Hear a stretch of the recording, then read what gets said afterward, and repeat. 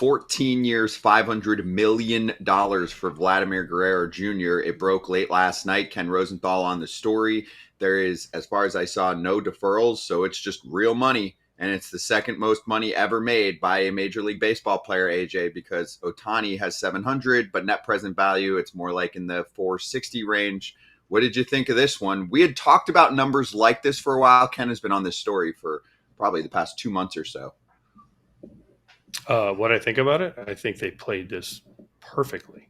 I think that Vlad, I've been saying this as soon as his his deadline, his so-called deadline came and passed, and he's like, look, all I want is 14 years and 500 million.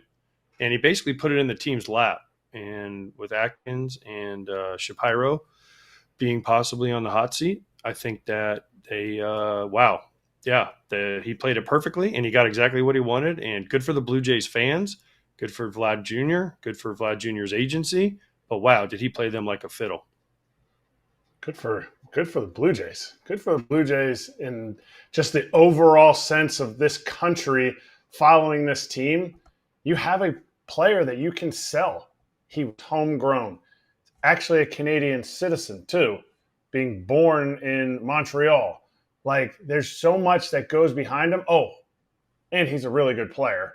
He's going to be an MVP candidate for the next 8 to 10 years during this contract. And this will draw other people to come to Toronto to play with Vlad. Yeah, that's a good point. I mean, you got to have somebody that you latch onto, and why not make it Vladdy Jr.? Age is a huge factor when it comes to free agency. Some people are probably looking at this thinking it's crazy, but AJ, the years stretch out so that the average annual value doesn't get crazy. It's about $35.7 million per year, and that enables the Blue Jays, of course, to dance around the luxury tax, the soft cap, as we like to call it sometimes, even though it's not a real cap. But for the Blue Jays, they might go through some rough times coming up. Their farm system is not rated well. They might not have a good year this year, coming off a bad year last year. There's going to be money off the books. That could include Bo Bichette, unless they plan on signing him to an extension as well. It is really helpful to be able to bridge the gap from, pretty good contention years to the next one with Vladdy Jr. No, agreed. But here's the thing is, again, they had to sign him. They had to. They absolutely, Ross Atkins and Shapiro had to sign Vladdy Jr., and he knew it. And that goes back to that. Yes, their farm system might not be great. Yes, he might bridge the gap to the next thing, but he's going to have to play through some lean years. But he knew that the Blue Jays organization had to sign him and could not let him hit free agency. So like I said, he did this perfectly. Oh, there's a deadline that I won't sign past. Well, he signed past that deadline when the numbers got to what he wanted. And as soon as he came out and said, well, here's what I want 500 million. I can get more than that on the free agent market. 14 years, I could probably get that, more than that on the free agent market. The Blue Jays were like, 14 years, 500. How about this one? He's like, done, take it. Thank you. Check. So yeah, there are some things he's going to have to play through. Yes, players might want to come play with him. But listen, Vlad Jr., and he's a Canadian-born hero. So the Blue Jays finally got their Canadian-born star long-term. Yeah, and for some people that answered back to us last time we talked about this topic before he signed, maybe a week and a half, 2 weeks ago, and said, oh, he's not a marketing draw. Sure, you might not get the same marketing dollars and crazy company deals that you would with Shohei Ohtani and the Dodgers. Nobody's touching that. He definitely is a draw. You're a casual fan in Toronto in 2027 and they're not good, they will still go because they want to go see Vladdy Jr. He will put butts in seats. He is going to be, Canada's son of baseball for a long time. Now let's bring in Shi Davidi, Sportsnet reporter, on the scene with this as well. More in a minute, but first, a quick word from our sponsor of this video. AJ, it is time for people to get some new clubs, and to do that, they need to go to their local PXG for a fitting, right? No doubt. I was there today. I've been there before. Last time I was there, they gave me this killer gap wedge. Look at that sweet spot, Scott. It is worn out. That is right in the sweet spot right there. So I went and got new clubs today, new irons. But more importantly, I got this bad boy. I got me a new putter. This is my old putter. It's on order. Yes, that's my putter cover. PXG Mustang putter. Now I'm going to the Allen putter. They talked me into it because I was draining some putts today. Bob, the guy who helped me out, he helped me with my irons. He got them teed up perfectly. But then we went to the putting green. I was draining them putts because that's the most important part of golf. PXG fittings are fun. Schedule your fitting today. As you can hear from AJ, for a limited time, you could save up to 20% on your entire order.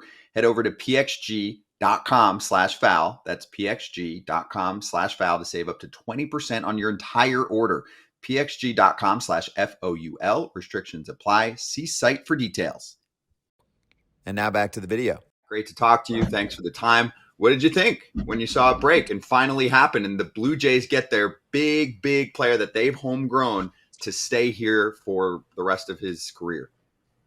Well, a long time coming, and I agree with a lot of the points that you guys made that this was going to be a foundational type of deal for the Blue Jays. And if this didn't happen, given what's happening with their expiring core and everything that's coming up, the gap that they have in their farm system between the next potential carrying type player, first rounder from a couple of years ago, a guy named Arjun Namala, he was they were going to be in pretty bleak times, and we've seen them have trouble attracting elite free agents. They've certainly gotten a lot of them, and I think that narrative is a little bit exaggerated. But how are you going to get another player like Vladimir Guerrero Jr. or like a Bo Bichette if you don't sign your own guys? And so uh, I think that this has gone through a lot of twists and turns. This has not been an easy process for either side, but them ending up at this point was the place where it was most logical, because this is what Vladimir Guerrero Jr. wanted, this is what the Blue Jays needed, and ultimately was just about how do they find that path to one another. Do we know who was kind of in the way? Do you know if ownership was in the way of getting this done sooner, or if this was like Ross Atkins said earlier, well, the value is there, we might have to go over what we value him as? Well, I think there are a few ways to look at that. First off, this is not happening without full ownership support, right? No executive is committing $500 million to somebody without the ownership really driving the bus on it. And I do think that was key here, that there was ownership involvement to help push it across the finish line. But, you can look at this and say, were the Blue Jays just playing this out, waiting to see, is Vlad really going to hold on that line? Is he really committed to that? But I think Vladimir Guerrero Jr. understood his situation where, he understood that the Blue Jays to some degree needed him in a way that he didn't necessarily need them. He wanted them, but he didn't necessarily need them quite in the way they needed him. And he could hold true to the number that he felt was important to him, which was that 500 million. So I think if you're a team and you've got the time, you're going to say, well, let's see if the player really hold true, or will he take four? Will he take 425? Will he take 450? And at a certain point, you realize, okay, the player's not budging. Are we doing this? Yes or no? And at that point, the Blue Jays made the decision. Yes, we have to do this, and here we are. Shy. I mean, he laid it out for him. He laid it out for him perfect. He's like, oh, 500 million, 14. Oh, perfect. That's where they ended up. So there was was he going to take 425? But what I want to know is what's the Blue Jay fan reaction to this? Because this is a big deal for the Blue Jay fan. And there's a ton of Blue Jays fans, not only in Toronto, but all of Canada. What's their reaction? Is this a celebration of, hey, we finally locked up our guy that we've been talking about for years now? Well, I've been on the road in New York over the weekend, in Boston, so I've only seen what's on social media and through people in my own personal network. But I got a lot of very excited texts and tweet messages over the past day and a half. And look, I think fans are smart. They understood where the Blue Jays are in this cycle and what's at stake for them this season and where things are at, and that there isn't another Vladimir Guerrero Jr. imminently set to arrive in the farm system. I think if you look back to the Donaldson, Batista, Encarnacion era, towards the latter part of that, the Blue Jays had Guerrero and Bichette coming, and people understood that those two guys were going to be pretty special players. And so there was a future to cast forward to. Whereas now, Namala's emerged a little bit, but there isn't that same future that you can cling to in the farm system and say, okay, we just have to get to these guys. And I think that added to a lot of the anxiety and the angst around this club. I mean, you think about this competitive window that they had, in going into the 21 season, you could have made the case that the Blue Jays were situated about as well as any club in baseball, with several top 100 prospects, a good farm system, and a young core ready to take the step to the next level.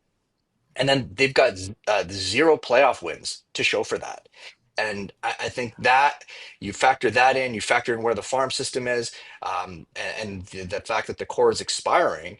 And it was, there's been just a tremendous feeling of this, oh no, what's next? And I don't think that is, I think that's gone to a certain degree. There are obviously a lot of challenges. This Blue Jays team isn't by any stretch of the imagination out of the woods, but you can actually see a pathway to maintaining a competitive window right now, where before this extension, that was very much in question. What you talked about in 19 was Cavadizio. You had Bo Bichette, you had Vlad all coming up together. Is there a chance that they could get Bo on an extension because he would be coming off his worst year of his career and they could get it on the cheap and they could say, hey, you two could stay together forever. Here's extra money. Then you have some guarantee instead of leaning on this platform year that's his free agent year. Well, look, this is what I can tell you. When I had a conversation with Bo Bichette last September, he made it pretty clear that he wants to play his entire career with Vladimir Guerrero Jr. He wants to win a championship with him, and he wants to do that in Toronto. Well, now half of that is in place. And so that possibility is very much in play. And I think if you're the Blue Jays, you're not just doing this and being like, okay, we'll just figure the rest out. You're going to have to build around him because you don't spend this money if you're not going to leverage it. And so does that mean that the Blue Jays are going to imminently sign Bichette? I don't think that's necessarily the case.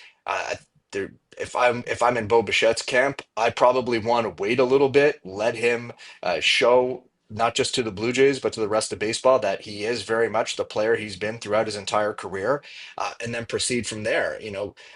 But I also think that the number one thing for Bichette would be to see that there is a pathway to being a competitive team moving forward. And again, with Guerrero locked into place, that pathway is there now. So to me, an extension is the main ingredients that you needed to start this extension conversation are now in place, and the Blue Jays have a more realistic chance of doing that right now. All right, well, then I got to ask, what's their pathway to success? You mentioned their farm system's down. Yes, they have Namala, but with Vlad signed, their pitchers are aging and expiring. George Springer is aging. I know they signed Kirk, but what's their path to success? Do they have to go out and spend money? And the one thing about the Blue Jays you already mentioned is they're going to have to overpay to get people. Yeah, it's nice. Oh, we have Vlad signed up for 14 years. That's attractive. But what's the pathway, and how do they get free agents to come here without overpaying? Well, look, to some degree, every team has to overpay, right? Unless you're in a very specific case where a player very much wants to go to a specific spot, uh, you have to be high bid, and so it's the degree of overpay. But I think when the Blue Jays, and if you look at this historically, it holds up. When the Blue Jays are a competitive team, they can get guys, and whether you go back to the World Series years, when you go back to the push that they tried to make in the early 2000s or mid 2000s of the first decade, some of the periods that they had during their 15 16 Batista Encarnacion Donaldson era, and more recently with Springer and Gosman and Bassett, Marcus Simeon and others. They can get guys. That's not the problem. I think that they've got a significant amount of money coming off the books this offseason that can be reallocated.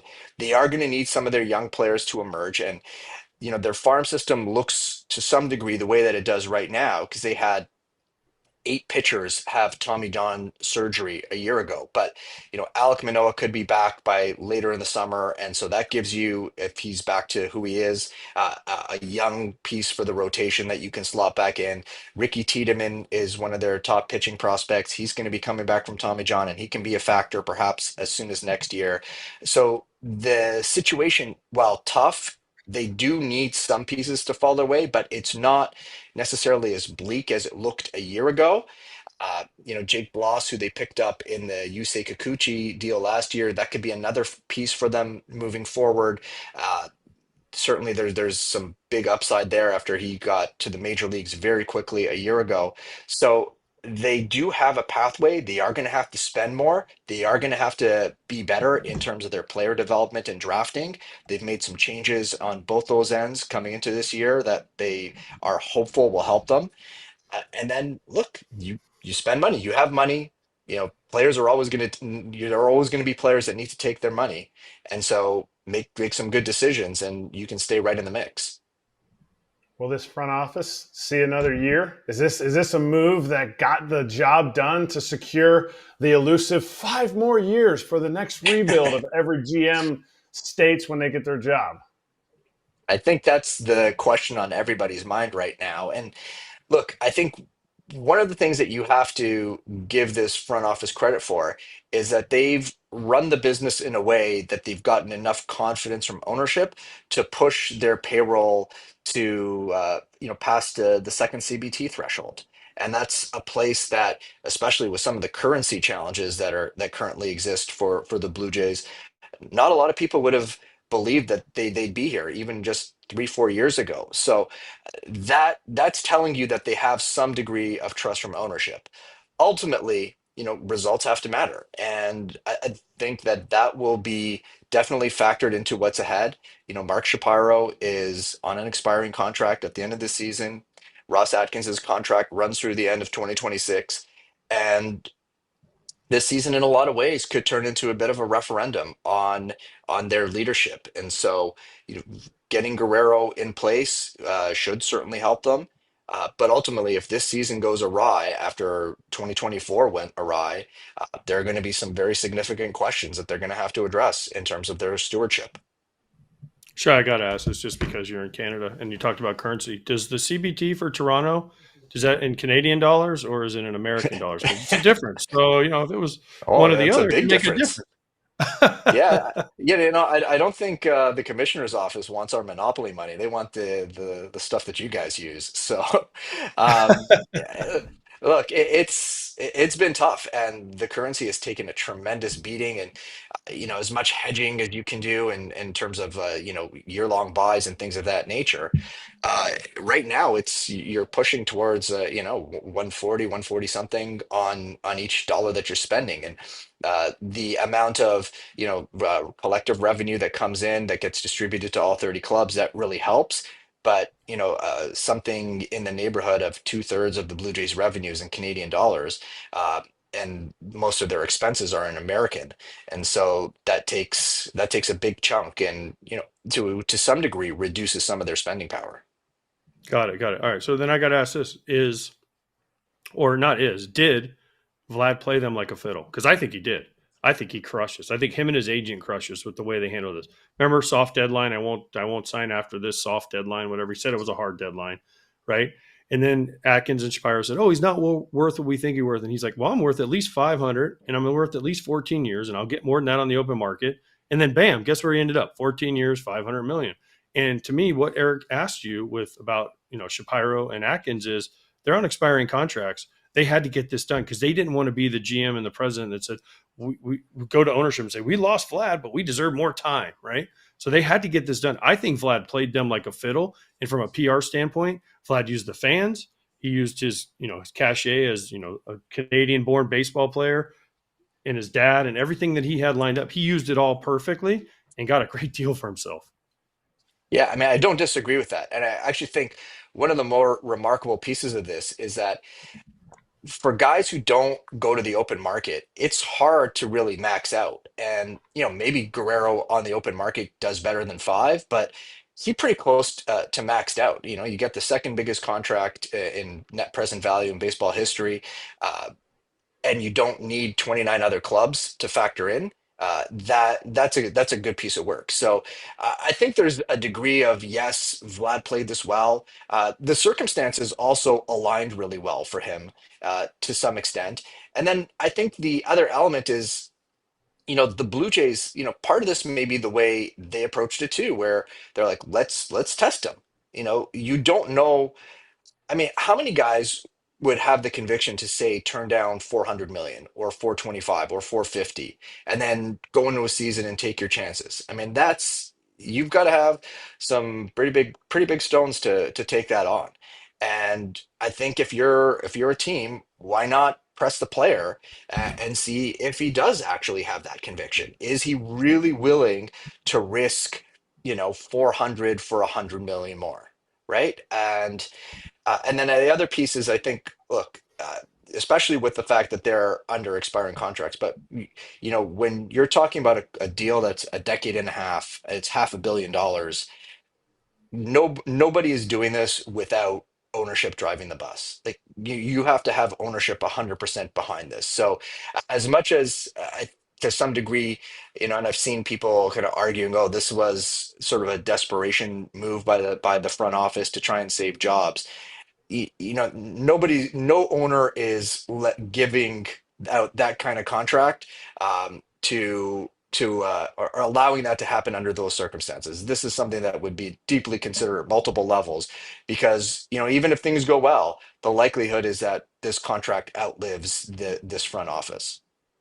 Shai, before we let you go, I have to ask, the timing of this was strange to me because, Canada's favorite son, Wayne Gretzky, lost his goal scoring record yesterday.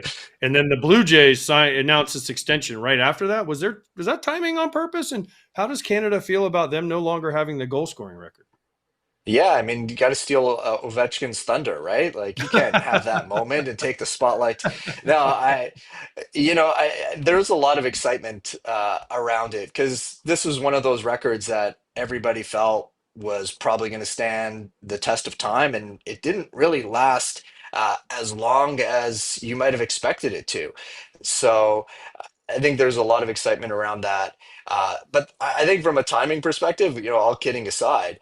Uh, to me, this is definitely something that ideally is done at spring training. And I think you can make the case, look, the Blue Jays, they probably could have gotten this done for less money if they did this in October.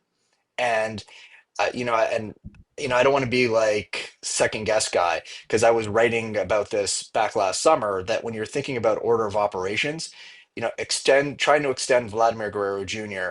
in October and then going to the free agent market with him in tow and saying, okay, this is what we are, this is what we got going on, this is how we're moving forward, would have been way better than doing it this way, where you're like, hey, come here, come help us try to rebuild after a terrible season. And yeah, we'll figure out Vlad and maybe Bo down the road.